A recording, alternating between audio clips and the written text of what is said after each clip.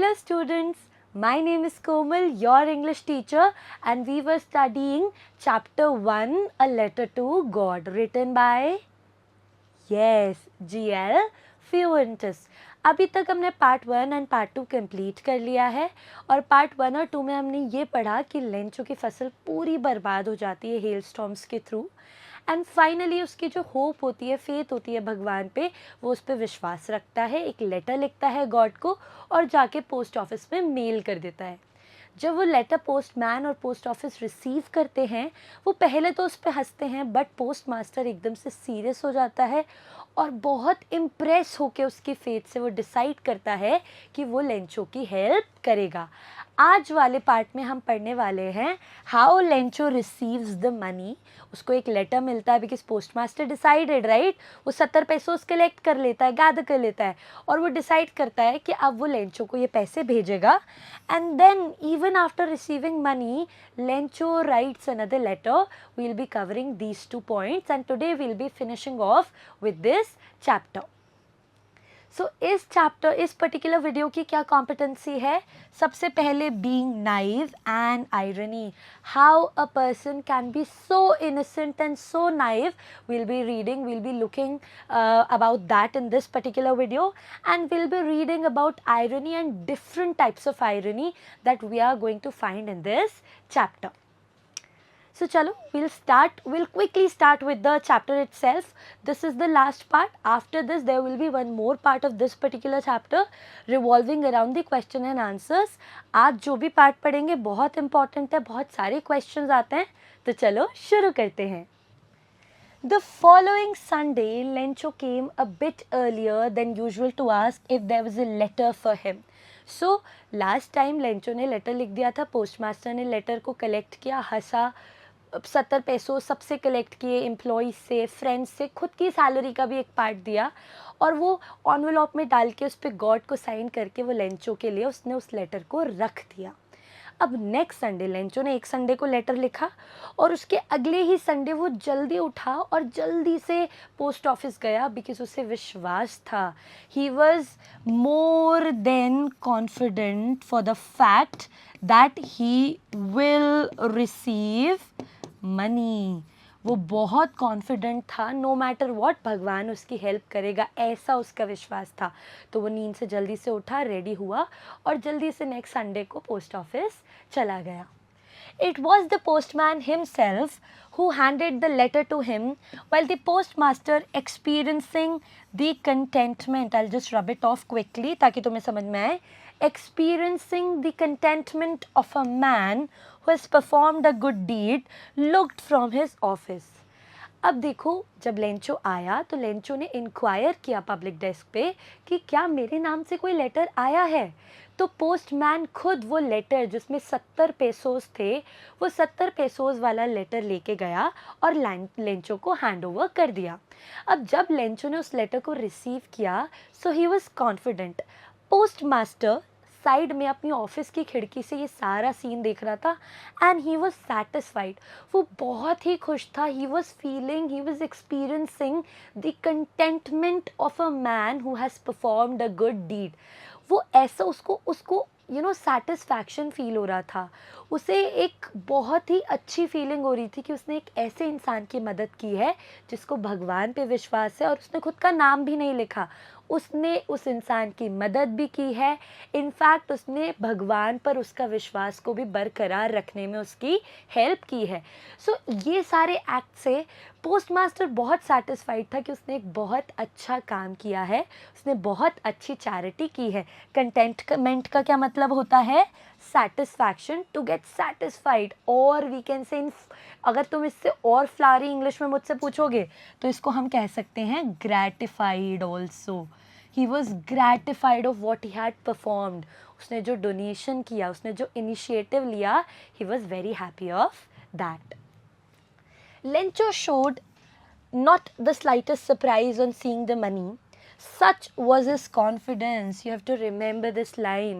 This line tells us, look, आज अगर मैं कहूँ तुमने एक लेटर लिखा गॉड को, तुम जाते हो पोस्ट ऑफिस में और अगर तुम्हें रिप्लाई मिल जाता है तो सबसे पहले या तो तुम डरोगे, अरे भगवान ने रिप्लाई कर दिया, दिस इज़ अनबिलीवेबल, या तुम सोचोगे किसी ने मेरे साथ मजाक किया है। बट लेंचो का ऐसा रिस्पॉन्स नहीं था। ही वॉज सो कॉन्फिडेंट कि भगवान उसे रिप्लाई करेंगे ही।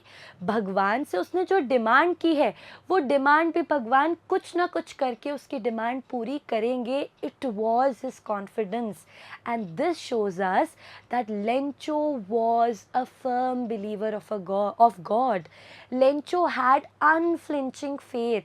He had unwavering faith on God, which cannot be shaken by anything. जिसको शेक करना मुश्किल ही नहीं, नामुमकिन था। और उसी उसी फेथ को बरकरार रखने के लिए क्या किया था पोस्ट मास्टर ने, उसको 70 पैसोस दिए थे। अब उसने लेटर रिसीव किया। He was not very surprised, oh my God ये क्या हो गया। He was not so very sad for the fact कि अरे भाई मेरे को ये हुआ है। मतलब उसको बहुत ही नॉर्मल एक्सप्रेशंस थे। ऐसे लग रहा था कि उसने अपने एक फ्रेंड को लेटर लिखा है और उसे पता था वो फ्रेंड भी उसको उतना ही प्यार करता है, उसके लिए उतना ही चिंतित है, तो वो रिप्लाई करेगा। It was that sort of expression from Lencho. But he became angry when he counted the money. God could not have made a mistake, nor could he have denied Lencho what he had requested. Very important lines. Mark it. अब Lencho खुश था. He was okay. He opened the letter. He knew the money would be there. He took out money and he started counting. Now his excitement, his happiness turned into rage. वो एकदम से गुस्सा हो गया। क्यों? क्योंकि जब उसने मनी को काउंट किया तो उसे पता लगा उसने डिमांड कितने पेसोस की थी। Yes, he demanded for 100 pesos. But what he got? He got more than half, which was 70 पेसोज। उसको कितने पेसोज मिले? 70 पेसोज। और वहाँ पे खड़ा खड़ा मनी काउंट करके वो कहता है भगवान कोई मिस्टेक नहीं कर सकते। He can not count less, he can not send less, nor he can deny me anything that I ask for. उसने कहा ना तो भगवान मिस्टेक कर सकते हैं, ना ही वो मुझे डिनाई कर सकते हैं, ना ही वो मुझे मना कर सकते हैं जिस चीज़ की डिमांड मैंने उनसे की है। So this was the reaction of Lencho on counting the money और on receiving the letter from God. जैसे भगवान से उसको लेटर मिला तो उसका ये रिएक्शन था। डिनाइड का मतलब होता है किसी चीज़ के बारे में मना कर देना, to say no. I hope you know this meaning. Now immediately Lencho went up to a window to ask for the paper and ink. On the public writing table he started to write with much wrinkling of his brow caused by the effort he had to make to express his ideas. So immediately वो चलता हुआ public writing table की तरफ गया। उसने एक paper लिया, ink लिया, पेन लिया और बिल्कुल एकदम रेजियस एक्सप्रेशन, परेशान एक्सप्रेशन अपने ब्राउज को ऊपर जब हम उनको सिकोड़ देते हैं, जब हम स्ट्रेस्ड आउट होते हैं तो हमारे फेस पे वो बहुत ही क्लियरली दिखता है। एग्जैक्टली लेंचो के फेस पे भी वही डिसअपॉइंटमेंट, वही स्ट्रेस, इरिटेशन उसके फेस पे दिख रहा था जब वो एक और लेटर लिख रहा था। Now will see what he'll be writing in the letter. Before that we have to see a question, an important question that has come in CBSE. Okay, what was Lencho's reaction after reading letter from God? तो जैसे ही letter पढ़ा Lencho ने, जो कि God के through आया था। अब गॉड के थ्रू आया था क्या वो लेटर? नहीं, वो लेटर किसने भेजा था? Post master and other post office employees. But Lencho को ये लगता था कि वो लेटर किसने भेजा है? भगवान ने भेजा है, और इसीलिए उसका एक रिएक्शन है और उस रिएक्शन के बारे में हम पढ़ेंगे। Lencho was confident about receiving money. No matter what, Lencho was utterly confident in God and God's plan. उसको भगवान और भगवान के प्लान पे विश्वास था। जिस तरीके की फेथ वो भगवान पे रखता था, उसे लगता था मैं मर भी रहा हूँगा, मुझे किसी की हेल्प नहीं चाहिए, भगवान खुद आएंगे और भगवान खुद मेरी हेल्प करेंगे। So such was his confidence. He opened the letter, but soon his excitement turned into rage. ये लाइन अच्छे से याद रखना अपने आंसर्स के लिए। He was excited, he was happy, he was counting money, but उसकी happiness और excitement जल्द ही किस में बदल गई? It turned into rage, anger, irritation and disappointment. He found only 70 pesos in letter and claimed that God cannot make mistake. तो उसने जैसे ही 70 पेसोस काउंट किया तो उसने कहा कि भगवान मिस्टेक नहीं कर सकते. He went to public writing table and jotted down another letter to God. तो वो पब्लिक डेस्क की तरफ जाता है और जल्दी से एक और लेटर किसको लिखता है? To God.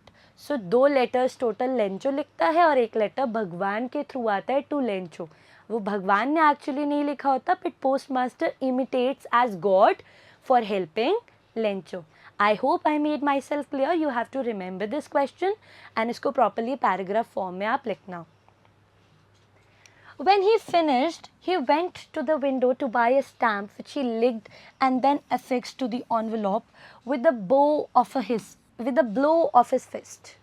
The moment the letter fell into the mailbox, the postmaster went to open it. It said, so now उसने लेटर लिखा, बहुत ही फ्राउनिंग एक्सप्रेशंस के साथ, इरिटेटेड होके कुछ उसने लिखा.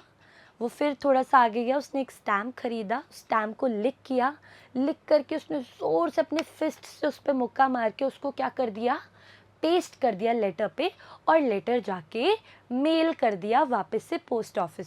और फिर से उस लेटर का एड्रेस क्या था? It was address to God. वो लेटर फिर से उसने किसको लिखा था? भगवान को लिखा था. अब देखते हैं उस लेटर में उसने क्या लिखा था. It is very interesting. God, of the money that I asked for, only 70 pesos reached me. Send me the rest since I need it very much. But don't send it to me through the mail because the post office employees are a bunch of crooks. Lencho. So what Lencho did is, I would say, very naive. Okay, वो बहुत naive था, वो बहुत innocent था, वो बहुत ही, हम कह सकते हैं, a person with no cunningness at all. तो उसने लिखा, भगवान, मैंने आपसे 100 पेसोज मांगे थे और मैं जानता हूँ you are God, you have everything, लेकिन आपने मुझे पक्का पता है आपने मुझे 100 पेसोज भेजे होंगे, लेकिन इस लेटर में मुझे 100 पेसोज नहीं मिले हैं. इस लेटर में मुझे सिर्फ 70 पेसोज ही मिले हैं. तो आप एक काम करो, मुझे एक और लेटर भेजो और उसमें वो जो 30 पेसोज बचे हैं, 70 आपने भेज दिए हैं, 30 मुझे नहीं पता कहाँ गए हैं, तो वो 30 पेसोज, रिमेनिंग 30 पेसोज भी आप मुझे भेज दो, because I need it very much. मुझे उन पैसों की बहुत ज़रूरत है. लेकिन इस बार लेंचो एक कंडीशन रखता है, और वो कंडीशन क्या थी? He said that don't send the money through post office.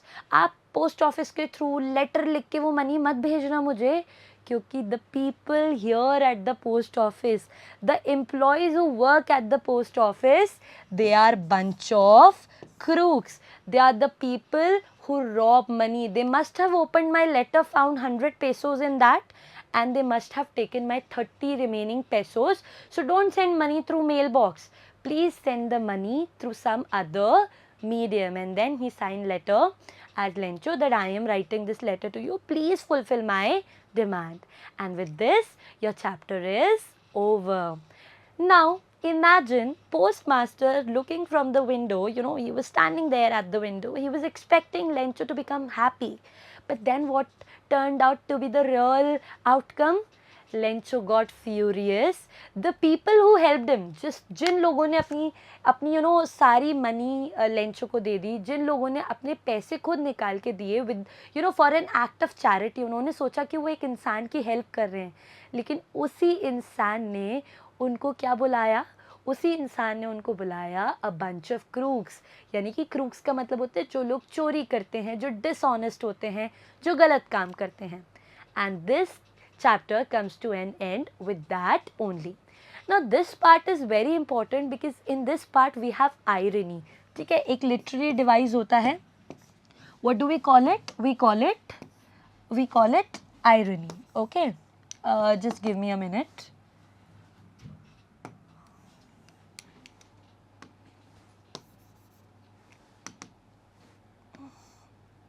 Okay, so this irony, okay, we have this is called irony. Now irony is a literary device, we'll be reading about it and the types of it. Chapter में कौन कौन सी irony है वो भी हम पढ़ेंगे। Irony का मतलब होता है when your expected outcome and your real outcome don't match। Okay, जब आपका expected outcome, जब आप सोचते हो कि ऐसा होगा बट वो नहीं होता, बट उसका बिल्कुल ऑपोजिट हो जाता है, उसका बिल्कुल उल्टा हो जाता है, उसे हम क्या कहते हैं? आयरनी। फॉर एग्जाम्पल, आप सोचो कि आपने बिल्कुल पढ़ाई नहीं की, आप पेपर दे के आपका पेपर बहुत ही बकवास गया और अब आपको लग रहा है कि भैया कुछ नहीं हो सकता, you are going to fail in that exam, but then when the result comes you find कि उस एग्ज़ाम में आप फेल नहीं हुए, रैदर उस एग्ज़ाम में आपने टॉप कर दिया। So your expectation was to fail in that exam, but what was the outcome of it? You topped in that particular exam. This is what irony is. देखो 3 types की irony होती है literature में. One is verbal irony, second is situational irony and third is dramatic irony. ना verbal irony को हम sarcasm के नाम से भी जानते हैं. For example, if I want to call a man bald, मैं किसी को टकला बोलना चाहती हूँ, so rather than calling him bald directly, I would say your head is shining like a spoon. कि तुम्हारा हेड किसकी तरह शाइन कर रहा है? It is shining like a spoon. So I am being sarcastic. I'm not using straight words. Rather, I am using opposite words to showcase my point. This is what verbal irony is. For example, fat chance. I've put an example for you people. Fat chance का मतलब होता है when you have very slim chances किसी काम को करने के लिए. जैसे तुम फेल होने वाले थे, तो अगर मैं आके तुम्हारा मजाक उड़ाना चाहूँ, अरे you have fat chances to top in the exam, तुम्हारे पास, अब तुम्हें सुनने में लगेगा फैट चांस यानी बहुत सारी चांस है. No, it is verbal irony. It means कि तुम्हारे पास बहुत कम मौका है, बहुत कम चांस है that you top in that particular exam. This is what verbal irony is, जिसको हम सरकाज़म भी बोलते हैं.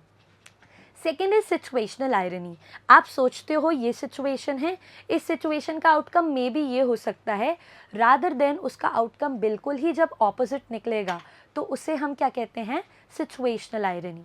जैसे कि यहाँ पर था, पोस्ट मास्टर थॉट, देखो post master thought that Lencho would be happy. उसने सब लोगों से पैसा इकट्ठा किया, खुद की भी सैलरी का पैसा दिया, and he thought that Lencho would be happy, he would be overwhelmed, वो बड़ा खुश हो जाएगा. लेकिन Lencho didn't become happy, rather he was upset and रेजियस. वो बहुत गुस्सा हो जाता है, वो बहुत ही टेम्परामेंटल हो जाता है about the money. So this is what situational irony is. अब हम the main irony of this chapter, अब हम इस चैप्टर की मेन आयरनी पढ़ेंगे जिसको हम कहते हैं dramatic irony. No, what is dramatic irony? देखो, ड्रामेटिक आयरनी होती है जब मेन कैरेक्टर किसी भी स्टोरी का, जब उसको क्रिटिकल इन्फॉर्मेशन नहीं पता होती. जैसे तुमने मूवीज़ में देखा होगा, हीरो को ये नहीं पता होता कि हीरोइन उससे क्यों दूर जा रही है, क्योंकि हीरोइन को विलन ने धमकी दी होती है, अगर तुम हीरो को नहीं छोड़ोगी तो मैं हीरो को मार दूंगा, या मैंने उसकी माँ को किडनैप कर लिया है. यानी कि वो क्रिटिकल इन्फॉर्मेशन, हीरो बिल्कुल उस क्रिटिकल इन्फॉर्मेशन से अनअवेयर होता है, और उसके बाद वो जो भी रिएक्शंस करता है, उसके बाद वो जो भी जिस भी तरीके से रिस्पॉन्ड करता है, उसे हम कहते हैं ड्रामेटिक आयरनी. अब चैप्टर में कैसे है? देखो, Lencho was unaware of one critical information. उसको एक बहुत ही इम्पॉर्टेंट इन्फॉर्मेशन नहीं पता थी, और वो इन्फॉर्मेशन क्या थी? Help from post office employees. ठीक है, उसे ये इन्फॉर्मेशन नहीं पता थी कि उसकी हेल्प किसी ने नहीं बल्कि पोस्ट ऑफिस एम्प्लॉयज़ ने ही की है. He was unaware of this situation, he was unaware of this information, and इसी वजह से उसने जिस तरीके से रिस्पॉन्ड किया, rather than thanking post office employees, उसने उन्हीं एम्प्लॉयज़ को क्या बुला दिया? Bunch of crooks. उसने उन्हीं लोगों को ब्लेम कर दिया. And this is what dramatic irony is.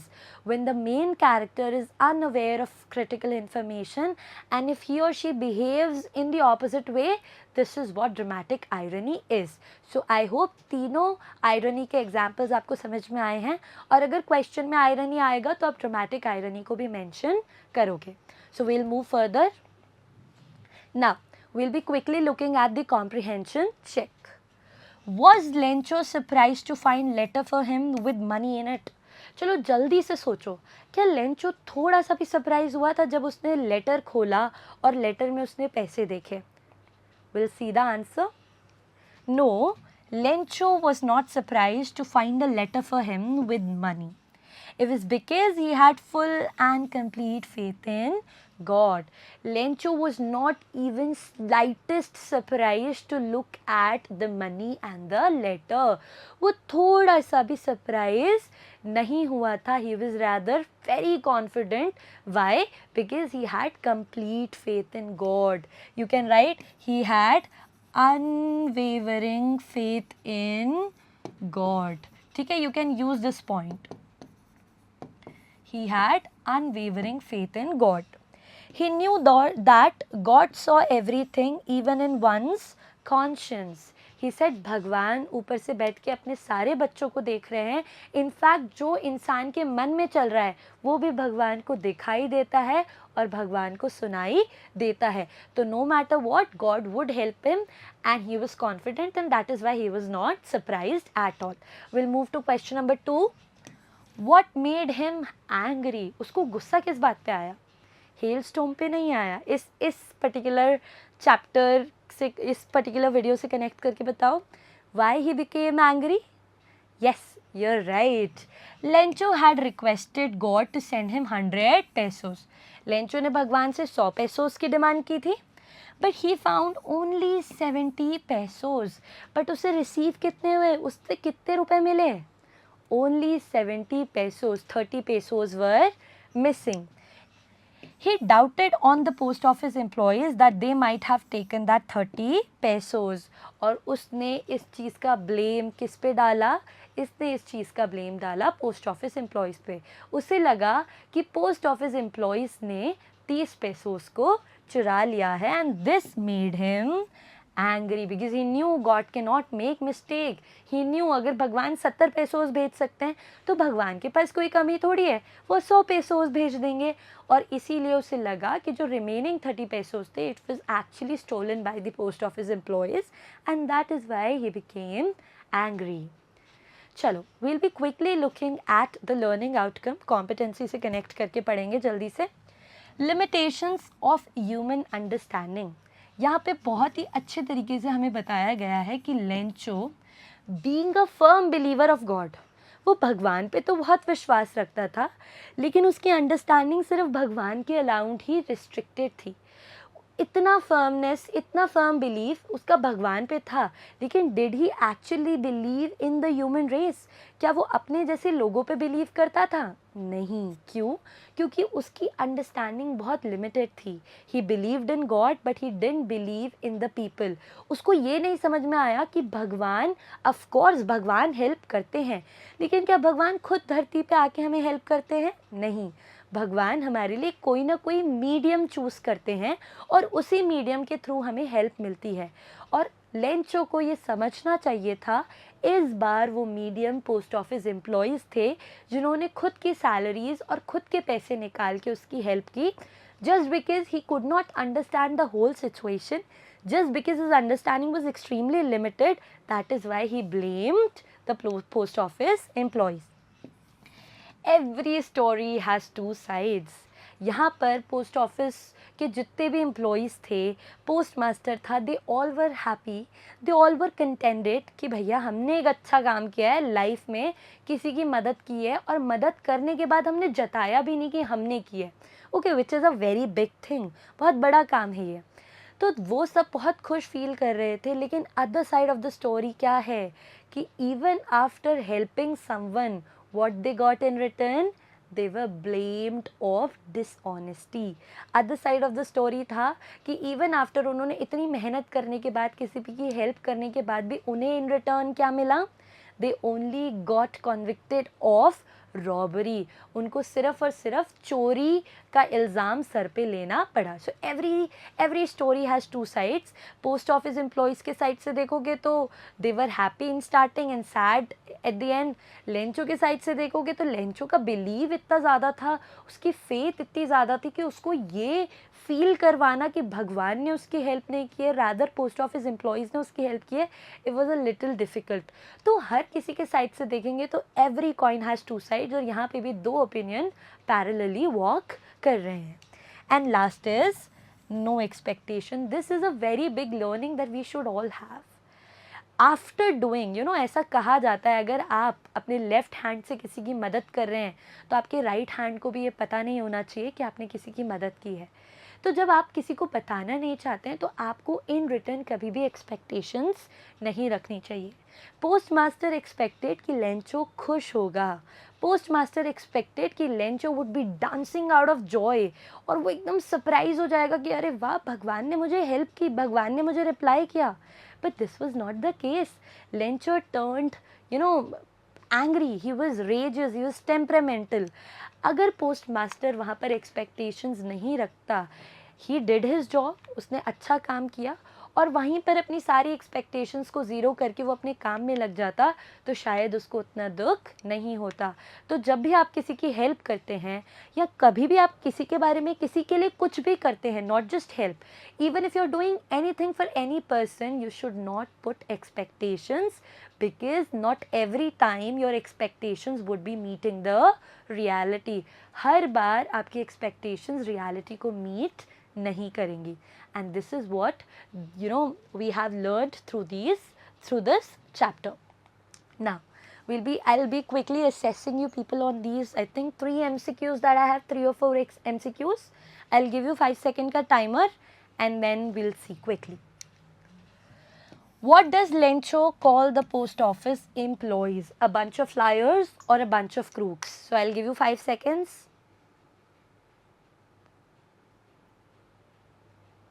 Yes, my champions, he called them a bunch of crooks, a bunch of dishonest people. We'll move to the next question. What does affix mean? Affix का क्या मतलब होता है? Affix, किसी चीज़ को fix करना. Okay, I have told you in Hindi. Now you please see. I'll give you 5 seconds. Okay. So इसका मतलब होता है किसी चीज़ को stick करना, चिपकाना. Detach होता है किसी चीज़ को उखाड़ना, किसी चीज़ को किसी और चीज़ से अलग करना. So the answer would be A, to stick. And then I think that is it. This is the last question that we had for this video. I hope you understood the whole chapter, the key points of this chapter, mainly the types of irony and the meaning of irony, and ending part आपको अच्छे से याद रखना है किस तरीके की irony किस part में reflect होती है. Question answers हम next video में discuss करेंगे, and I hope I taught you this chapter well and you understood each and every part of this chapter. Thank you everyone.